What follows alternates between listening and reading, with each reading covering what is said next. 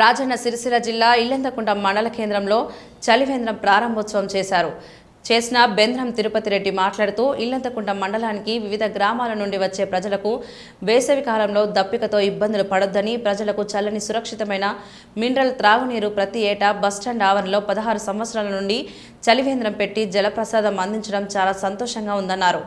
నా ప్రజలకు ఎల్లప్పుడూ బీటీఆర్ ఫౌండేషన్ సేవలు అందిస్తూనే ఉంటుందన్నారు.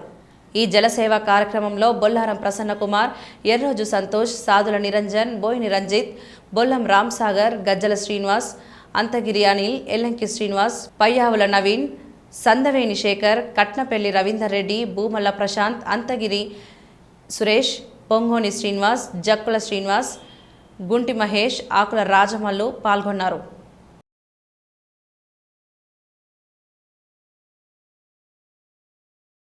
ఇల్లంతకుంట మండల కేంద్రానికి వివిధ పనులపై సమస్త ప్రజలు ఇచ్చేస్తుంటారు.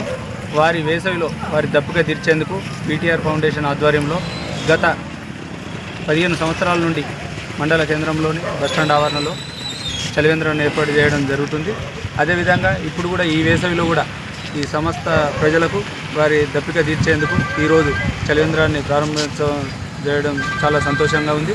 ఫౌండేషన్ సేవలు ప్రజలకు అందుతున్నందుకు చాలా గర్విస్తూ ఉన్నాం.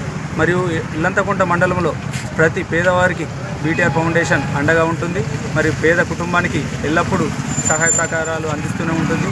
మరి బీటీఆర్ ఫౌండేషన్ సేవలు వినియోగించుకోవాలని ప్రజలకు విజ్ఞప్తి చేస్తూ ఉన్నాను. మీ సంపూర్ణ సహాయ సహకారాలు ఎప్పుడు ఫౌండేషన్పై ఉండాలని విజ్ఞప్తి చేస్తూ ఉన్నాను.